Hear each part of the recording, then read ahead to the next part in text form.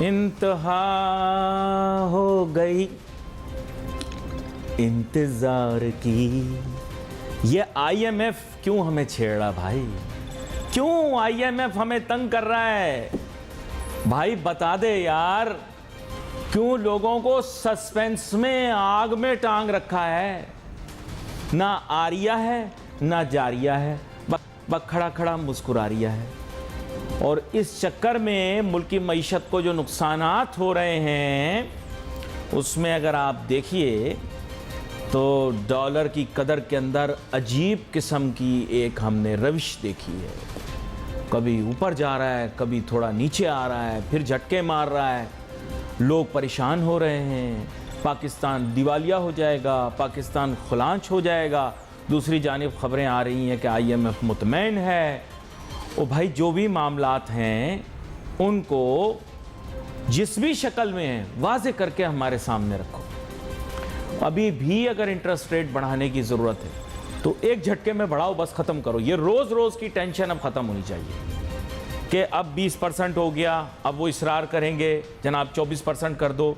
अच्छा, ये सब कुछ क्यों हो रहा है? बिजनेसमैन इंडस्ट्रियलिस्ट को समझ में नहीं आएगा, उनकी फहम से बाहर की चीज़ है।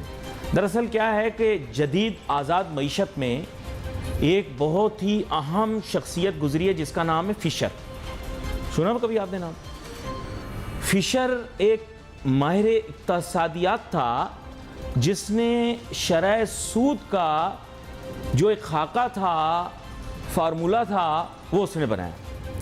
उसके फार्मूले के तहत जो भी शरह सूद या शरह मुनाफा एक मुल्क के अंदर बैंकारी निज़ाम में होगा वो महंगाई की शरह से ज़्यादा होगा।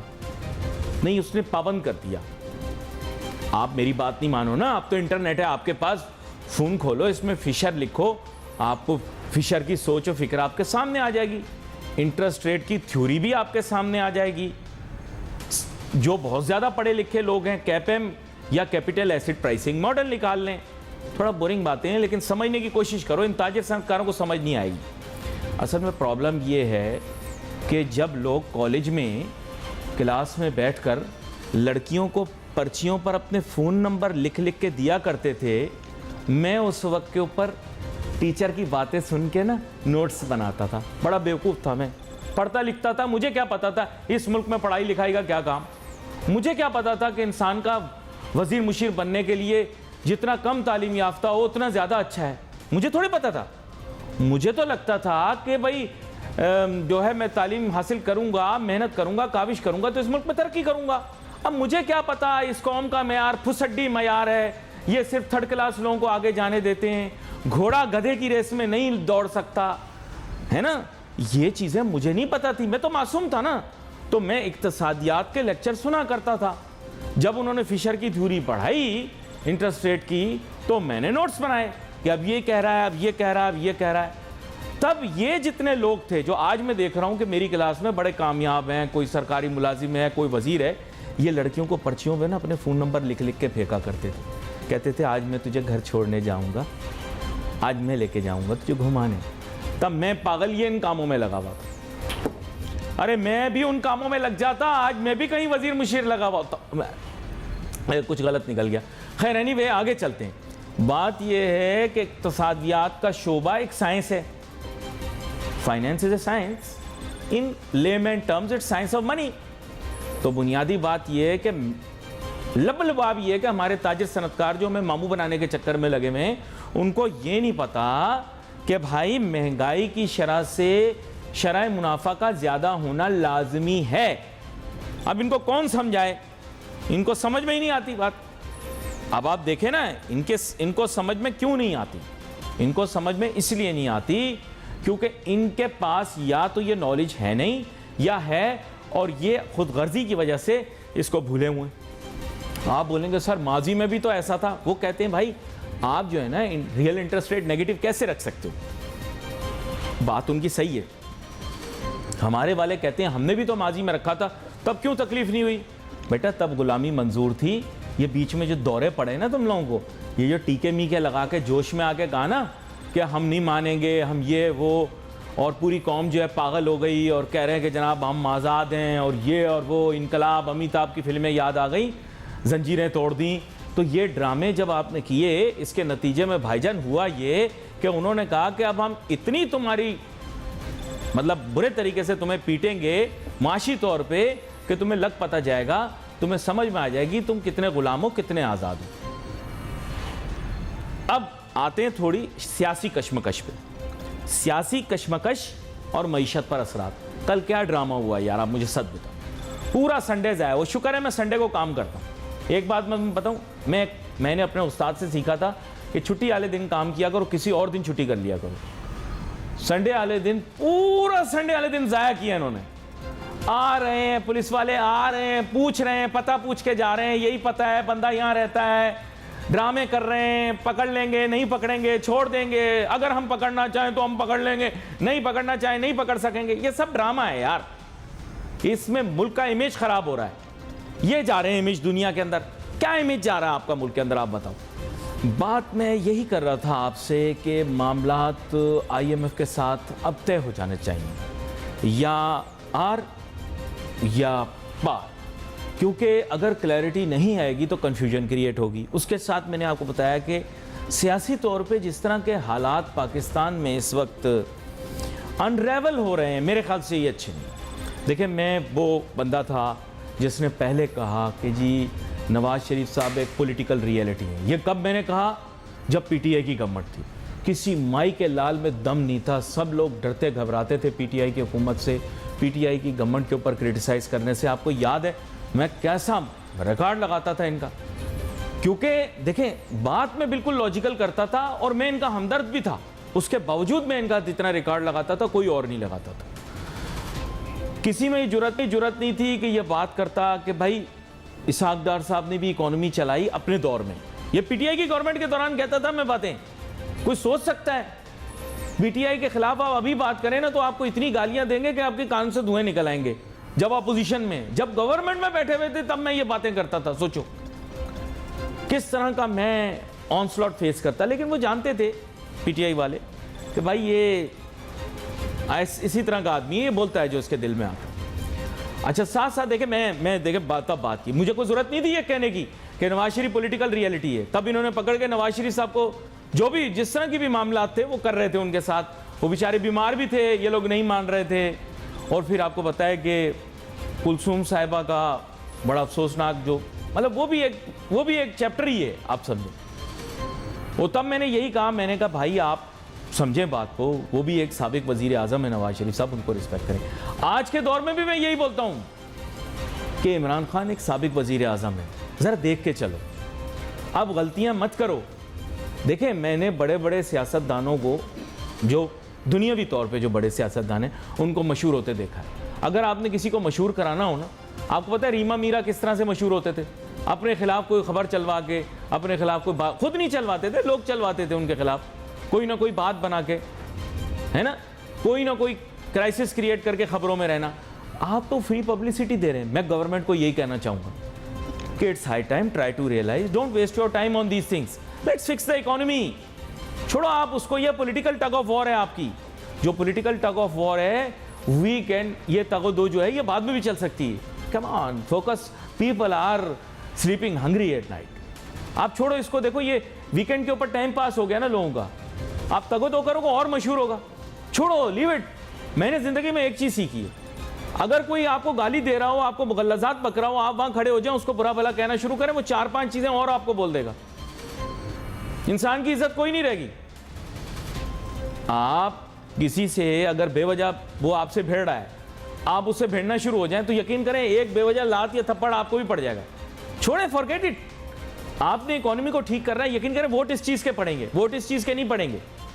ये वेंडेटा है, वेंडेटा अपनी तरफ रखें। इस वक्त इकोनॉमी को फिक्स करना बहुत जरूरी है। अच्छा, ये मैं बता दूं, इसहाक डार साहब जो है अच्छे संजीदा आदमी, आपने नोट किया होगा, he is trying to build bridges, he is not burning bridges.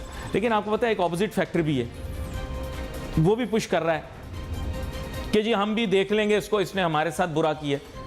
छोड़ो, दरगुजर करो, you don't have time for this. अभी देखें IMF भी यही वॉच कर रही है ना, जितना ज्यादा रश लगेगा। अब टीवी के ऊपर आपने क्या दिखाया? गवर्नमेंट को फायदा हुआ इस चीज का, गवर्नमेंट को इसका नुकसान हुआ।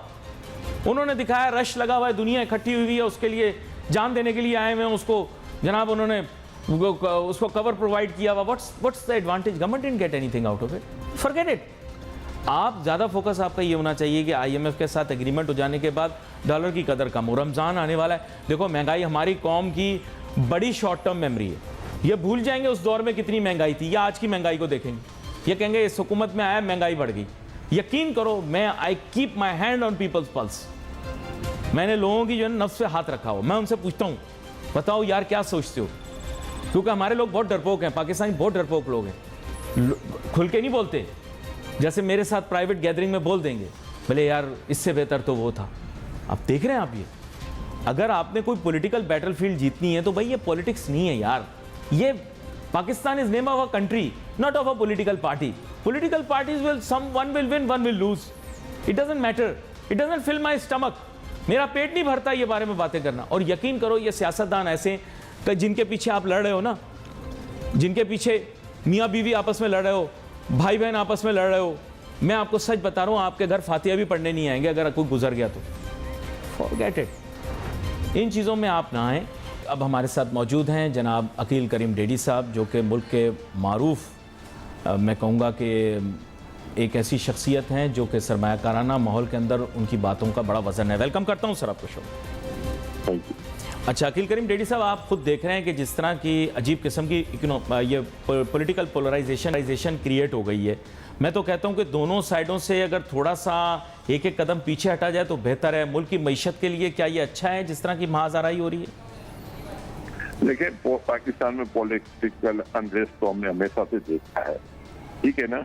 अब जाहिर बात है कि इसके ऊपर हम बहुत ज्यादा तो भरोसा नहीं कर सकते, लेकिन हाँ आपकी एडवाइस बहुत अच्छी है। हम भी ये समझते हैं अगर ये बैठ जाते हैं तो अच्छी बात है, और गवर्नमेंट को भी चाहिए कि अगर इमरान खान कोई पॉजिटिव बयान दिए है तो उसको वेलकम करें और मामला को सेटल करें और आपस में बैठ जाएं। दूसरा मैं ये समझता हूँ कि हमें तो इस वक्त बात करनी चाहिए ना इकोनॉमी, तो जो इकोनॉमी की सिचुएशन है, ये सिचुएशन के ऊपर मैं समझता हूँ हमें बहुत ज्यादा हाइप क्रिएट करने की जरूरत नहीं है, क्योंकि ये उसको मैं ये समझता हूँ कि मसाइल हमारे हैं, लेकिन ये मसाइल हमारे जो बढ़ गए हैं ना वो बिकॉज ऑफ आपने IMF को डिले किया है। अब गवर्नमेंट माशाल्लाह कह तो रही है कि स्टाफ लेवल एग्रीमेंट होने जा रहा है, तो हम इसको वेलकम करते हैं। अगर ये कर लेते हैं तो हमारी जो मसाइल थोड़े से कम हो जाएंगे, क्योंकि हमारे इशू जो है इन्फ्लेशन इशू जरूर है हमारा, लेकिन हमारा inflation issue because of IMF agreement ना होना ज्यादा खतरनाक। तो अब ये एग्रीमेंट कर लेते हैं तो मैं समझता हूँ कि मामला तो बेहतरी की तरफ चले जाएंगे। और आज ये सिचुएशन कोई ये तो नहीं है कि पाकिस्तान अकेला इस सिचुएशन में फंसा हुआ है, पूरी दुनिया में अफरा तफरी फैली हुई है। पाकिस्तान तो इंशाअल्लाह ताला अपने क्राइसिस दूर कर सकता है, लेकिन उसके लिए कंडीशन यही होगी कि भाई ये जो IMF से आपकी नेगोशिएशन है इसको क्लोज करें। जो बात वो कह रहे हैं, कौन सी बात वो आपको गलत कह रहे हैं, बस आपने एक चीज ध्यान में रखना है कि कोई भी ऐसा काम ना करे कि पुअर के लिए मुसीबत। अच्छा एक चीज आपसे पूछनी थी अकील करीम डेडी साहब, आप उससे एक चीज आपसे पूछनी थी कि अब वो कहते हैं IMF वाले कि आप अपना रियल इंटरेस्ट रेट जो है वो नेगेटिव नहीं होने दें, तो इन्फ्लेशन की परसेंटेज ये इस वक्त सब्जेक्ट नहीं है, ये inflation for the time being है जी, ये कोई साल तक चलेगा नहीं। दुनिया की कमोडिटीज की प्राइस काफी नीचे आ चुकी है और रियल इंटरेस्ट रेट जो बात वो कर रहे हैं तो हमारे कोर इन्फ्लेशन को भी हमें देखना चाहिए और दुनिया को भी हमें देखना चाहिए, और ये सारे प्रॉब्लम हैं। लेकिन हम इंटरेस्ट रेट एक हद तक बढ़ा सकते हैं, इससे ज्यादा हम अपनी इकोनॉमी को ज्यादा डैमेज नहीं कर सकते। लेकिन हाँ हमने बाकी स्टेप बहुत अच्छे ले लिए। हमने पेट्रोल की प्राइस बढ़ा दी है, हमने डीजल की प्राइस बढ़ा दी है, केरोसिन की प्राइस बढ़ा ली है, गैस की प्राइस बढ़ाई है, और इसका इम्पैक्ट बड़ा आएगा। गवर्नमेंट के रेवेन्यू में काफी पॉजिटिव इम्पैक्ट आएगा और ये इम्पैक्ट 2-3 महीने में आप खुद देख लेंगे। और हमारे डेफिसिट में भी कमी आना शुरू हो गई है। ठीक है, हमारे मुल्क में अभी भी बहुत सारी चीजें ऐसी हैं जिसको हमें ठीक करने की जरूरत है, लेकिन अब हमें डिसिप्लिन होने की जरूरत है। ये तो हम सब समझ रहे हैं और अंडरस्टैंड कर रहे हैं। तो हर आदमी को थोड़ी बहुत अब कुर्बानी देने की जरूरत है, एक्सेप्ट पुअर, क्योंकि गरीब आदमी के लिए बहुत कुछ करने की जरूरत है। इनके लिए हेल्थ, एजुकेशन और इनकी मिनिमम सैलरी। गवर्नमेंट ऊपर भले डबल टैक्स कर दे, मैं कहता हूँ उससे कोई फर्क नहीं पड़ेगा, हमारे लिविंग स्टैंडर्ड में कोई फर्क नहीं पड़ेगा। लेकिन अगर पुअर को हमने सपोर्ट किया तो फिर हमारे लिए ज्यादा बेहतरी होगी। और हम समझते हैं कि ये काम इस वक्त गवर्नमेंट को करने की जरूरत है, चाहे वो ये गवर्नमेंट हो, चाहे इलेक्शन के बाद जो गवर्नमेंट आ जाए, इन सबको अब फोकस करने की जरूरत है। अब इस मुल्क की मिडिल क्लास को डेवलप करने की जरूरत है, तो ये काम अभी हमें करने की जरूरत है। अच्छा, आपका पसंदीदा शोबा जो है वो स्टॉक एक्सचेंज है, यही आपकी वजह कामयाबी भी काफ़ी हद तक बना और वजह शोहरत भी। बात यह कि स्टॉक एक्सचेंज में तो लोग अब बिल्कुल डिप्रेशन में चले गए हैं। ओवरऑल रिटर्न डिप्रेशन में क्यों गए हैं, उसकी वजह भी तो है ना। डिप्रेशन आप लोग कभी बात तो नहीं करते। इस मुल्क में जो फ्रॉड करता है, आप बता दें आप लोगों ने कब उनके खिलाफ प्रोग्राम किए? आप तो उन लोगों के खिलाफ प्रोग्राम दे के बैठ जाते जो साले बेचारे कुछ नहीं कर रहे होते, शरीफ लोग होते। तो आप भी पकड़े ना चोर डाकू, और फिर सेंट्रल बैंक है, SECP है, क्यों छोड़ देते हैं इनको सालों को एक दफा लटका दे। हिंदुस्तान में मैनिपुलेशन होती है, लेकिन अगर कोई पकड़ा जाता है तो उसकी वो टांगे चीर देते हैं। पाकिस्तान में ये पूछने वाला कोई नहीं है इनको। तो ये सारी चीजें करने की जरूरत है ना। अब हमारी मार्केट की $21 बिलियन हो गई है साइज। इसमें गवर्नमेंट ऑफ पाकिस्तान के पास $6 बिलियन है, स्पॉन्सर के पास $8 बिलियन है, 14 बिलियन निकाल दो तो $7 बिलियन इसमें ये पाकिस्तान के सारे इदारे आ गए, सारे बैंक आ गए, सारे इंश्योरेंस आ गए और सारे इन्वेस्टर आ गए। तो मार्केट है कहाँ हमारी? तो भाई रेगुलेटर की जिम्मेदारी बनती है ना कि वहाँ लोगों को जो इन्वेस्टर आ रहा है उसके इंटरेस्ट को प्रोटेक्ट करना पड़ेगा। अगर अभी जो रेगुलेटर आए हैं, हम समझते हैं कि काबिल लोग हैं, समझदार लोग हैं, हम उससे रिक्वेस्ट करते हैं कि खुदा जो आदमी माइनॉरिटी शेयर होल्डर के इंटरेस्ट से नुकसान पहुंचाता है उनकी क्योंकि हमें माइनॉरिटी शेयर होल्डर को अगर हम उनका इंटरेस्ट प्रोटेक्ट नहीं करेंगे तो फिर तो जाहिर बात है ना कि इस मार्केट का ना बेस बढ़ेगा ना कुछ बढ़ेगा। जाली लिस्टिंग करा के बैठ जाते हैं लोग, फिर अब क्या इनको बोले? अब थक गए हम तो बोल बोल के, बल्कि हमारी अपनी मैनेजमेंट के लोग भी कुछ करने को तैयार। आपके ख्याल से क्या ये स्टेप सही था कि स्ट्रेटेजिक स्टेक या एक तरह से जो हमारे मुल्क की स्टॉक एक्सचेंज है वो हमने चाइना के साथ एक तरह से चाइना से हमने क्यों दी? चाइना को देने का तो मकसद था ना कि ये स्टॉक एक्सचेंज के लिए कुछ काम करेंगे। अभी तक तो हमने देखा नहीं है इसको। मतलब एक तो ये कॉमर्शियल प्लॉट था, इसको इन्होंने कब्रिस्तान बना दिया। ये काम हुआ, वो तो कुछ भी हुआ। लेकिन मोस्ट पीपल बिलीव के अरेंजर जो था वो बेसिकली वो उसका सबसे ज्यादा की रोल था। पहले भी आपसे बात हुई थी, लेकिन वो तो अब रिस्पॉन्सिबिलिटी ले नहीं रहे जो अरेंजर्स थे। देखिए हम किसी को क्या कहेंगे भाई, प्रोफेशनल मैनेजमेंट बैठी है, सब कुछ वो कर रही है। अब उनसे सवाल करो ना कि भाई आप लोगों ने क्या किया। हम लोगों का तो अमल दखल है नहीं। हम तो 1% से ज्यादा ना शेयर अपने पास नहीं रख सकते। हमारे ऊपर तो रिस्ट्रिक्शन लगाई गई है कि 1% से ज्यादा शेयर भी नहीं खरीद सकते। तो अभी इस पे हम क्या आपको कमेंट दे अपने यार। आपका बहुत शुक्रिया अकील करीम डेडी साहब, आप हमारे साथ शो में शामिल हुए। बहुत ही अहम नुक्ता आपने हमारे सामने वाज़े किया और जाहिर बात है कुछ बातें आपने सख्त भी कहीं, वो आपके तई जाहिर बात है आपने गुफ्तगू की। यहाँ पर नाज़रीन हमारे प्रोग्राम का वक्त ख़त्म हुआ चाहता है। अली एकलव्य न्यूज इंडिया, अंतर्राष्ट्रीय खबरों का मंच।